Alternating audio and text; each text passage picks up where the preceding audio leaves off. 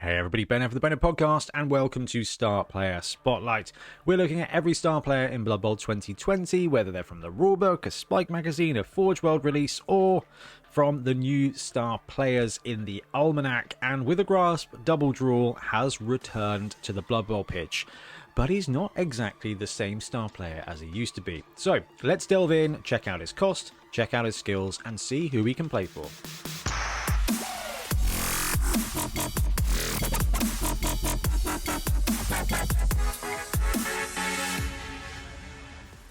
Okay, so Withergrasp Doubledrool is a really interesting star player.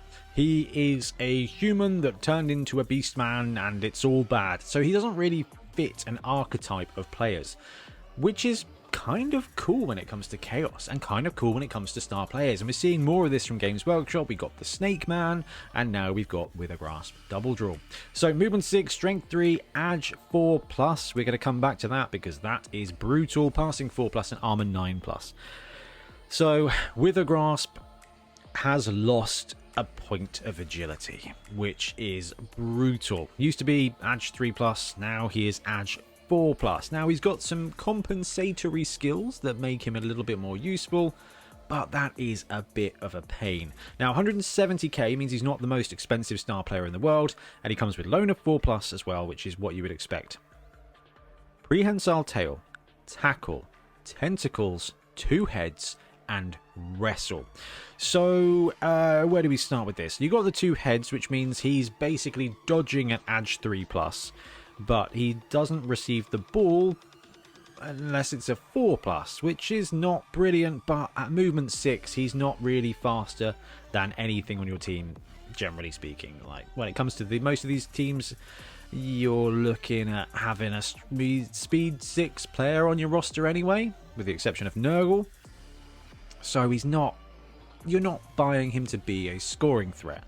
You're buying him to be kind of a boosted safety or a boosted lineman, and this is where his skill set comes into play. So Tackle, Prehensile Tail, and Tentacles just means that you put Withergrasp Doubledrool next to another player. They're -1 to dodge away. They've got to take that Tentacles roll. Now, at Strength 3, Tentacles is not automatic, but again, it's another roll. So they're going to have to roll that successfully. Then they're going to have to roll the dodge test successfully at a -1 because of Prehensile Tail.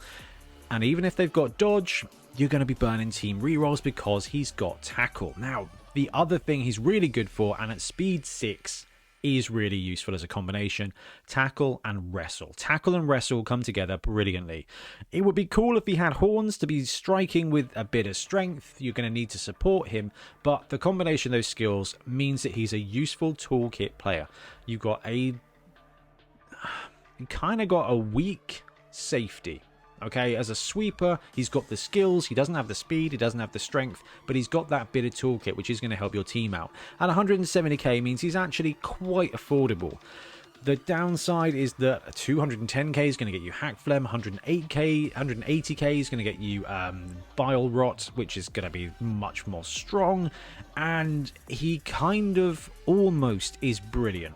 A bit faster, a bit stronger, a bit more agile, and you'd have a bit more use for him. Don't get me wrong, PHT, Tackle, Tentacles, Wrestle is going to be a useful combination, and he is going to be the bane of opponents in some games.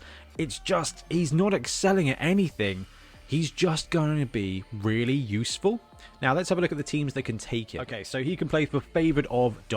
teams, which means Chaos Chosen, Chaos Renegade, Nurgle, Khorne, Chaos Dwarf, and Norse, if they choose the dark side, can all use him. Okay, so we're looking at him as a bit of a safety, as a bit of a kind of, I'm going to be there to protect the backfield, I'm going to be there to harass fast catchers and kind of pick on goblins, which is fine. Wrestle's going to be useful.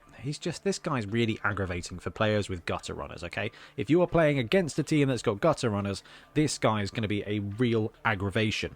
So, Chaos Chosen have got Beastmen at movement 6 and strength 4 when it comes to having horns.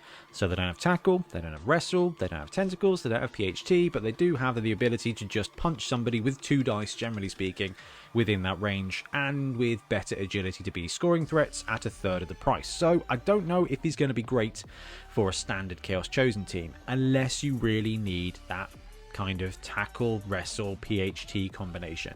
Like I said, he's an anti-catcher player. And Wrestle's going to be really good on the blitz as well. Up against gutters, goblins, he's going to do really good work. Chaos Renegades, in that this is kind of where I start seeing him be potentially quite useful. The human linemen on Chaos Renegades are great. And again, strength 6, that would be impressive. Movement 6, strength 3, they're going to be doing stuff. Beastmen have the horns to give them that extra strength on the blitz. The lineman on the Renegade team doesn't. Yeah, you've got 3 big guys most of the time, but that's going to be useful there. So look for him to be a kind of toolkit piece in Chaos Renegades.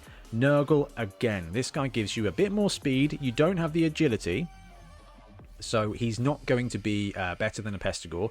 And when it comes to Khorne, Chaos Dwarf, and Norse, they've all got movement 6 or better pieces on there. Well, Khorne have got the lineman, but the fact they've got Frenzy means that they're going to be throwing 2 dice on their own with a Frenzy block, which isn't brilliant, but actually you get that chance. You've got the Bloodseekers there to be really good sweepers. Chaos Dwarves have got the Bull Centaurs, and Norse have got the Ulfwereners, who are just some of the best safeties in the game.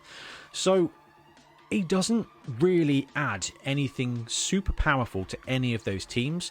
You are buying him solely for the extra body and that combination of skills that's just going to really upset fast, light scoring threats. Okay, when it comes to actually taking Withergrasp Doubledrool to the pitch, there is no Games Workshop model for him right now. I'm sure it's only a matter of time. Then again, we're still waiting on Grashnak from the Khorne book, and we're still waiting on Bryce Campbell from Spike 11. So, who knows? But there's some good alternatives out there. Now, this one here is from the Grebo Games website. It's €8.99, and it's called Dribble and Gunt. And actually, it ticks all of the boxes you need for Withergrasp Doubledrool. You've got the tail, you've got the tentacles, you've got the 2 heads. It just absolutely works.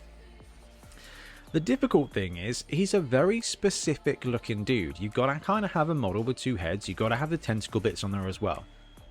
Which on one side means he's not the easiest to kind of backfill with a random model. On the other hand, if you are at all interested in converting models or, you know, kit bashing stuff, then Withergrasp is a pretty awesome player for that. Kind of get a Beastman model, get a spare head, get some green stuff, and have a really good time brewing up your own star player. Okay, so Withergrasp is going to be really useful in certain matchups. Now, we talked about the teams that can take him, and none of those teams have got high speed counters. This guy is not going to be there to help you score fast. In fact, Hackflem is going to do that at 40k more. What he is going to do is allow you to just have an extra strength 3 piece with average movement, average agility, actually kind of worse than average agility, but a really interesting skill set that is going to be very useful for your anti-stunty skinks, gutter runners, stuff like that, human catchers.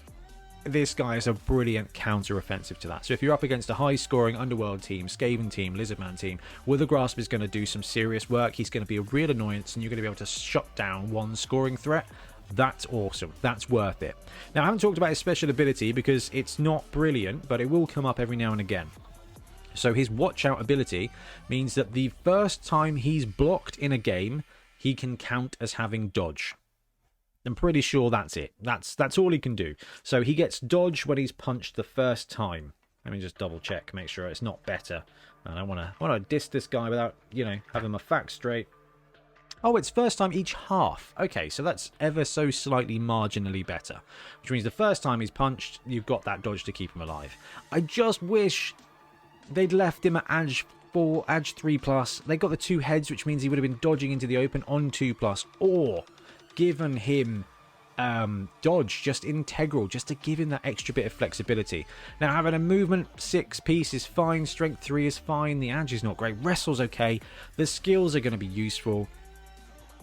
I think he's going to do serious work if you are up against a high speed agility team. Other than that, I think you can probably find a better way to spend your money. If you're looking to go bash, if you're looking to go against a bash team, then actually Creek would be really good fun. If you're looking against anti-Adge, then actually Withergrasp does a really good job. Tackle, wrestle, really useful. I just wish he had a little bit more spice, a little bit more agility, a little bit more speed, a little bit more strength, a little bit more skill, but actually It's a toolkit piece. He's there to be useful, and he's there to just really upset Skaven players, which is probably why I don't like him very much. Anyway, let me know what you think of Withergrasp Doubledrool in the new edition. See if you remember the old one. Anyway, I'm going to wrap up. Thank you very much for watching. We'll be back soon with more Blood content. Happy blocking. Thanks very much for watching. We really appreciate your support. If you want to support the channel even further, please like and subscribe. It really does help us out. Or come join us on YouTube members or in Patreon, where you can get exclusive access to some content, some loot, early access to basically everything we do, as well as regular competitions. Or you can pick up some Bonehead Podcast loot either on our website at boneheadpodcast.com. We've got the Dungeon Bowl things, we've got tokens and stuff like that, or on our Spreadshirt site as well. Everything you do just helps us make more content and hopefully do it of better quality. Anyway, thank you very much for watching. Happy blocking.